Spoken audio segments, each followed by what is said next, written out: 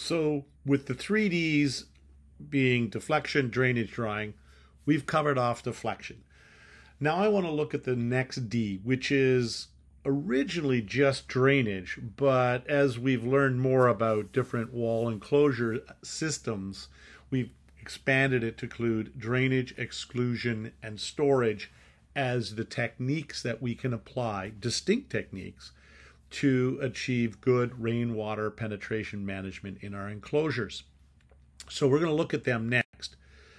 So when we deal with the water on the wall, we have three things that we can do actually at any different layer. You could have a single layer wall or a layer or 10 layers making up a wall. And at any individual layer, you have only three things that can happen to the water. It can be drained off the face of it, it could be rejected from going through it, or it can be stored in the material. So these three fundamental possibilities, when you analyze it based on a single layer or a multi-layer wall assembly, leads to a robust categorization system for rain penetration control strategies of enclosures. So this sort of diagram, flow chart, if you will, starts to look at the categorization that's possible. The first thing to note is that although I'm talking about wall systems at the top, you could replace that with roof system, you could replace that with basement system, and the same thing works. Now, when it comes to any enclosure system, we have to deal with the elements and then the joints between the elements, because when it comes to rain penetration management, we are often choosing different strategies for the joints than we are for the elements. So as we move down from joints and elements, and we'll talk about elements first, we'll see that there is either the choice on the left is the imperfect barrier, which accepts that water is going to get through any particular layer, versus the perfect barrier, where we're saying, nope, we can have a layer that is perfectly watertight.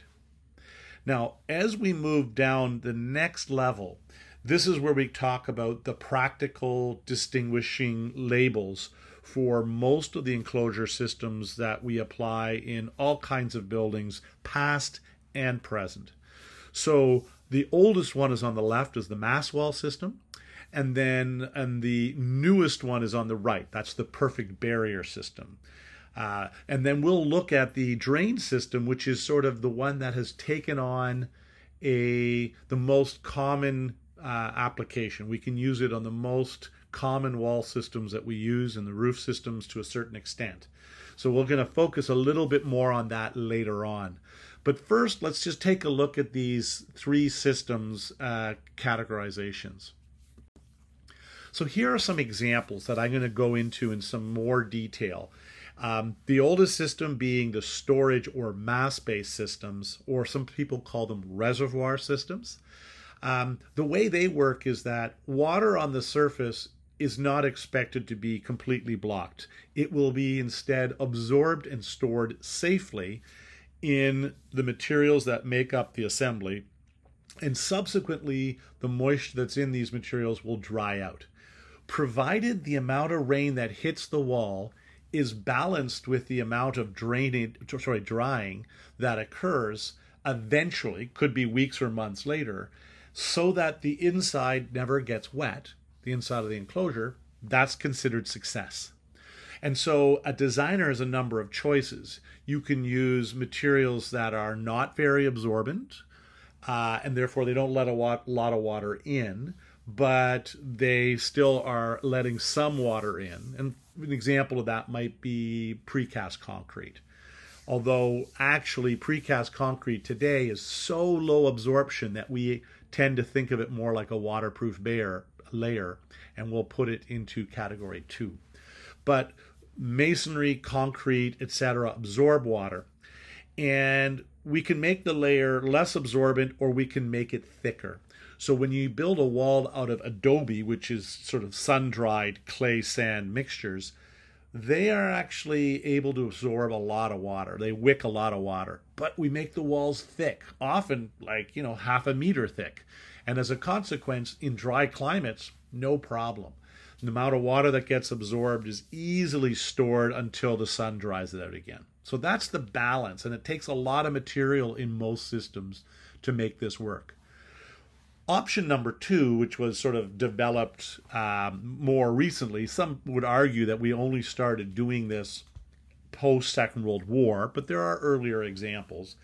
We use materials somewhere in the assembly that are perfectly watertight. And we base our assumption not on the ability for materials to store water or anything to do with drainage. We base the ability of the system to perform on the fact that that layer is perfectly watertight and will remain so over the desired life of the building. Now, we use this surprisingly often in our modern world. And as an example, you can see the 3 pieces there, and I'll show you some more photographs and break those down a little bit more. Now, the third approach is the drained approach, and it neither relies on water being stored in any given layer or being perfectly resisted at any given layer. Instead, it uses multiple layers that resist water, but they're not perfect resistors. And that means that some water must be drained in between them. So water is assumed to pass through the outer surface, and then water that passes through, some of it is drained in between layers. And again, although no layer may be perfect, if one layer is 99% perfect and the next layer is 99% perfect, well, then we end up with only 1% getting through the first layer and 1% of 1% getting through the second layer. And that 1% of 1% is such a small number that drain systems can work really quite well. So when I'm going to look here at these systems, I'm going to start with the drain system just briefly, and we'll dig in later on. But the drained systems such as lap siding, various lightweight panel cladding systems, often called rainscreens, and masonry veneers that are installed over an air gap. These are very common and historically proven systems. The water penetrates through, not a lot, but some, and then drainage intercepts that water and removes it out at least one layer and increasingly at multiple layers. So if we look at a brick veneer, one of the oldest systems that have commonly used this approach, you can see there's a number of components here. On the left-hand image, you're looking at a drawing, a photograph, of a building with a brick veneer. Typically, these are 90 millimeters thick or 3.5 inches, something like that. And then you see inside there's a gap. And that gap's not necessarily very large. In this case, it's got to be large enough to handle installation tolerances and the fingers of the masons, but enough that water can easily run down it. And then it runs down the face of this material, a water-resistive barrier it's called in some circles, and that is the second drainage. And so, maybe 90% of the rainwater is rejected by the brick veneer, and then of the 10% that gets through, much of it drains away, and only a few percentages actually gets to the face of the building paper in this image, and then almost nothing of that gets through. But the building paper is not waterproof. You can see there's a nail here, and no one would use building paper to make a swimming pool. But for the small amount of water that it sees, it is water resistant enough. Now, part of these systems, as you'll see here, there in the middle photograph, there are drainage holes to allow water to come out, but also you'll see this black line there, which is from a flashing component that directs water to the outside. And these features are actually more the real practical issue of designing and analyzing drain systems than just the fact that it's got a gap. Another type of system that widely used are lightweight panels, although I've chosen as an example one of the older styles, which the panels were not that lightweight. They were made out of 25 to 50 millimeters of sliced stone. So this building, for example, all of that is actually natural stone, over top of an air gap, over top of some membrane that resists further penetration of water. So we actually use this for stone, what buildings that look like they're stone buildings, but they're really veneer buildings. Often people point to siding, wood siding, horizontally applied wood siding, as one of the oldest of the drained systems, and it probably is. And you can see that in the picture at the left, you can see the way they shape the siding and cut it. There's a gap behind the siding so that when water gets through the butt joints, water gets through at nail holes, around windows, water can run in this gap and then drain out at the laps. And that what doesn't drain out at the laps gets another chance, continues down, and eventually drains out. So that's why it's sort of an interesting example of having inherent drainage at multiple levels. But of course, at the bottom of the wall or at the head of a window, you'll see the drawing here in the middle of the slide showing that, yeah, water will actually then need to be redirected outward using a flashing of some sort.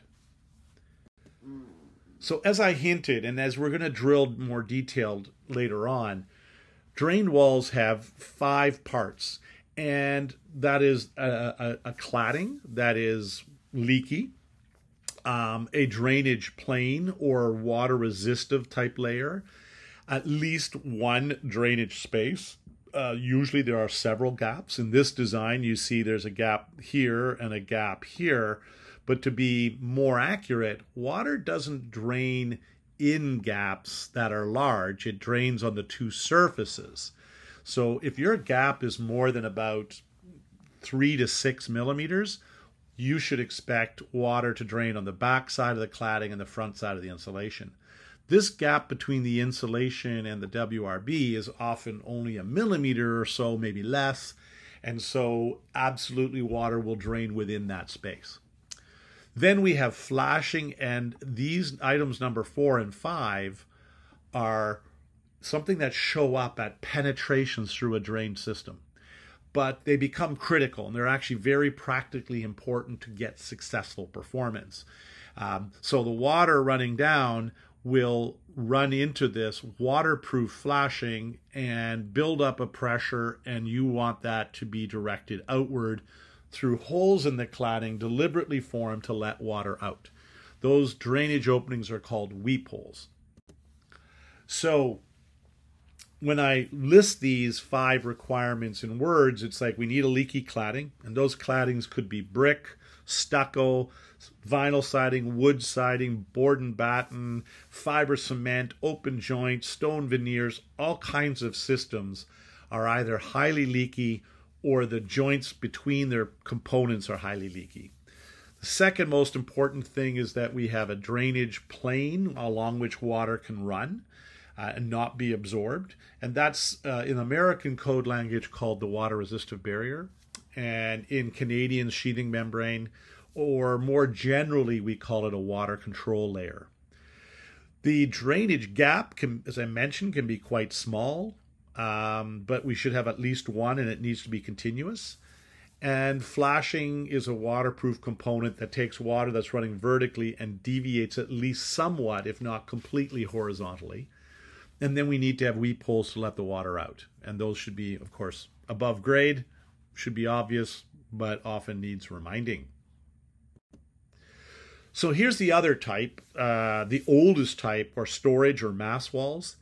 And they basically worked under the assumption that water that got in would be absorbed and stored and then subsequently dried out. And so under this categorization system, you can see I have a range of less mass and lower permeability versus more mass and more permeability. Just not to get too much in the weeds, but as we began to build buildings out of more modern building materials, such as site cast concrete, we thought, hey, we can make systems that are lower permeability, and therefore we won't need as much thickness. And while that's true in the body of the panel, the problems arose is that if you get too low a permeability and too low a mass, then you start seeing liquid water flowing through cracks and penetrations, and this was very much the case in site cast concrete. Although site cast concrete has relatively low permeability, and we can pour thin walls that say 4 inches or 6 inches thick, the problem is that they end up with uncontrolled cracks and openings in them. And so the low storage and permeability becomes a problem because very quickly rainwater starts to flow over the surface. And then it finds these drying and shrinkage cracks in the concrete and start leaking through at the cracks, the unplanned cracks, or the formwork holes. Whereas if I made the wall out of 12 to 16 inches of a more absorbent brick wall, I would never have flowing water down the surface to actually find cracks and joints that I may have unintentionally left. And so historically, that's how mass walls work. They had sufficient absorption and storage capacity that it didn't matter so much that there were cracks and penetrations and joints. This is a nice building in Main Street, Cambridge, Ontario. You can see from the top of the building, it was built in 1890. So this is a mass building. And one of the features of mass buildings, when they don't have like good overhangs or pitched roofs, is that they have really good surface features. And you'll notice the green cornice here is really an amazing part of the design, but it's also a rain shedding device. The parapets have quite good caps that project beyond the face of the masonry. Then we have the cornice. We notice that the windows are recessed in and are able to drip water, including literally at these points right here. All kinds of detailing here to shed water. And one of the reasons that that would be needed is that it's a 3-story building in a moderately rainy climate. And so if you don't want to make the walls too thick to deal with rainwater absorption, then you have to be smarter about managing deflection. And in the 1800s, as we got better at making these walls thinner because of structural knowledge, we started learning that we had to be good at shedding. I had to do something to shed water. This is an earlier and simpler building. And this building doesn't have a lot of surface features to shed, although it is clearly a mass system made of rubble masonry with mortar. The reason this building works, though, is it has a pitched roof with an overhang. It's 2.5 stories high. The trees around it are actually higher than it is. And so it again is it relies on a careful understanding of how much water you're going to get. So deflection is a big part of designing mass walls because there's a clear limit to how much water can be absorbed by any given design. Now, one of the things that we learned to do hundreds of years ago was that although on the right-hand side you could have an exposed brick masonry wall, it was still required to make it thick enough to deal with the amount of rain that it was going to see. On the left-hand side, what I'm showing you is a thinner masonry wall, but on the outside of it, they've added what's called stucco, cement rendering, lime rendering, etc. And so this is basically a layer that's put over top of the masonry to reduce its amount of water that absorbs. And that means that the amount of moisture storing mass that's behind that stucco can be that much more effective in dealing with rainwater penetration. This kind of an approach was widely used in parts of Europe. Many of you would recognize photographs that I'm showing here as being typical of Austria, of large parts of Central Europe, let's say, southern Germany, etc. And so these are masonry buildings with a layer of stucco over it. And some of you may be surprised to know that these details here are all made out of stucco. Often the stucco is as much as 100 millimeters thick, in that it is used to sculpt and shape details around buildings, and that was a trade that developed over time. But that stucco put over top of masonry resulted in a very robust system that was using mass as a rainwater control system. This is a building from Boston around the turn of the century, just being renovated and added to today. On the right-hand side, you'll see this part here is all existing masonry, 3-4 layers of brick. And the 4 layers of brick don't just perform the role of adding a mass to the story, but they also have multiple layers of mortar that also improve things.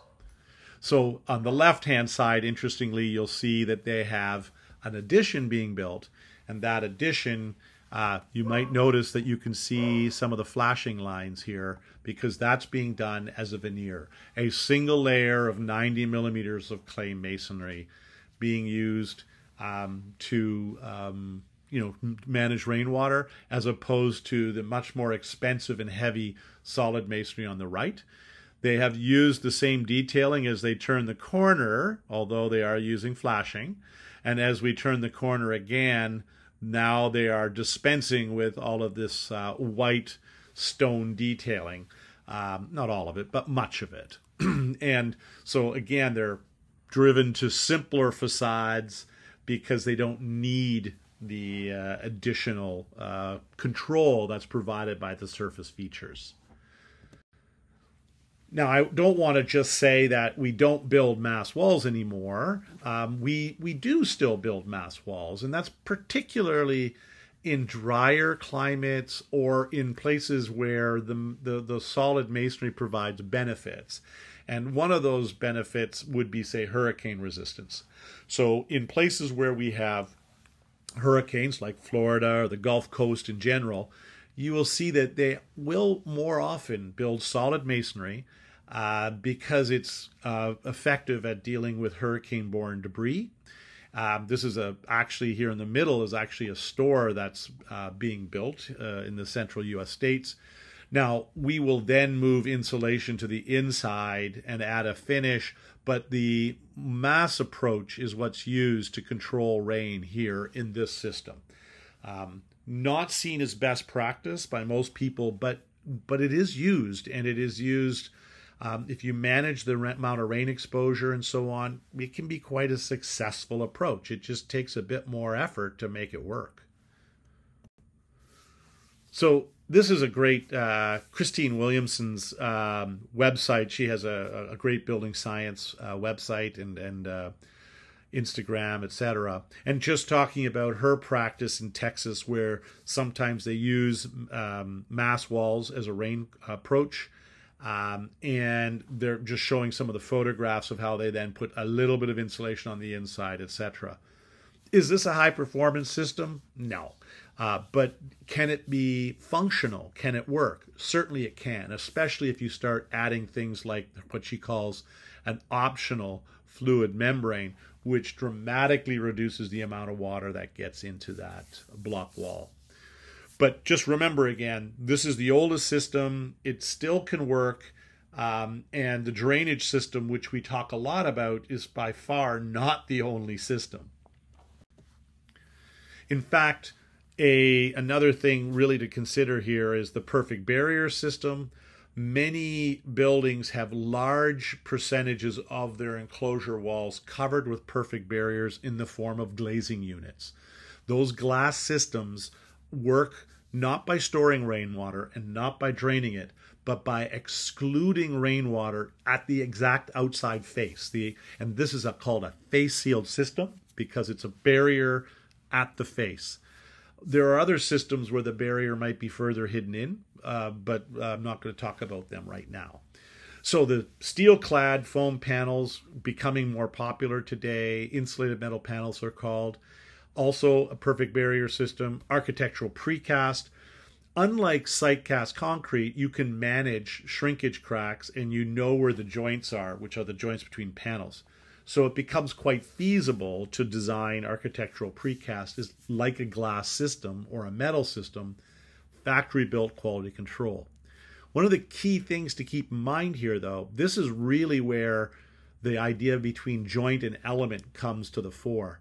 Although glazing is a perfect barrier, widely used, we almost always use drained systems to make up the joints between them. The site-built joints are made out of drained systems, and they allow for more forgivingness of having that outside seal be made perfect, because we're not building it in the factory like we are all of these components. So here you see some examples of what architectural precast can look like. The joints, as I said, are designed as a drained system, but we would have the water resisting layer is this sort of, I've highlighted it in some sort of a blue system here. That would be the water control. You'd need a few inches minimum, I would say, to get to a good water control level. And ideally, we're talking 4 or 5 inches, and then you can be quite confident in this. Another system that, as I said, we see more and more often is these insulated metal panels. And they're basically 2 sheets of thin steel. And by thin steel, I mean 0.7, 0.8 millimeters thick, glued to a core of somewhere between 3 and 8 inches of insulation, and it's 75 millimeters to 200 millimeters of insulation. And this is basically a pure enclosure system, pre-made. The metal on the outside is the air barrier, is the water barrier. It's the resistant. It's a face-sealed perfect barrier. But there are joints, and the joints between these panels, these factory-made panels, are all designed using the drain system, just as an example. Now, I said that glass is a perfect barrier system as well, face-sealed perfect barrier. That chunk of glass right there is the outer surface is being used as the water control system. The joints right here between 2 sheets of glass, that is a drain system, and it is made in the field. On the right-hand side, I'll show you another example where we have large millions of square meters of this stuff being installed every year, where we have a roof membrane. And roofs are actually often designed as perfect barrier systems. Low slope roofs are almost only designed as perfect barriers.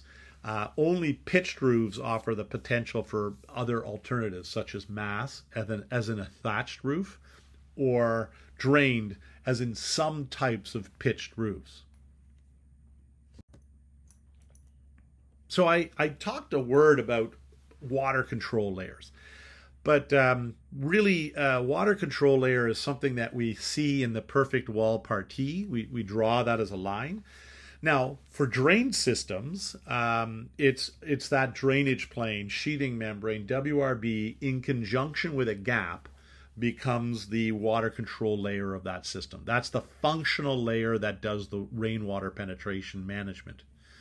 When we're dealing with different strategies like the mass system or storage reservoir systems, now we are talking about the outer chunk of material, and the thickness of that line depends on how much rainwater hits it, how absorbent and storing is the material. But we're almost always dealing with thicknesses of 100 millimeters, 4 inches or more. And often we're dealing with drawing a water control layer in our enclosures as being maybe 12 inches thick. So that's a different way of thinking of the water control layer.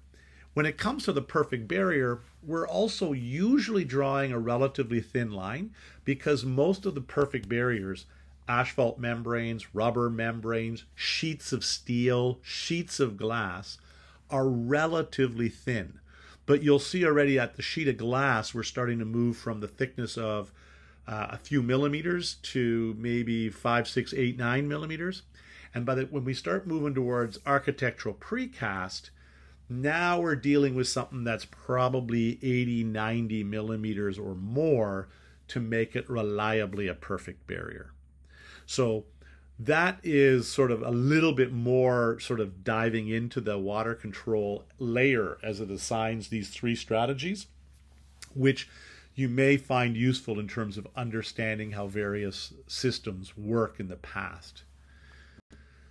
Now we're going to take a bit of a break, and part 3, we're going to drill down into what it means to be about the drained system and unpack some of the features of a drained system.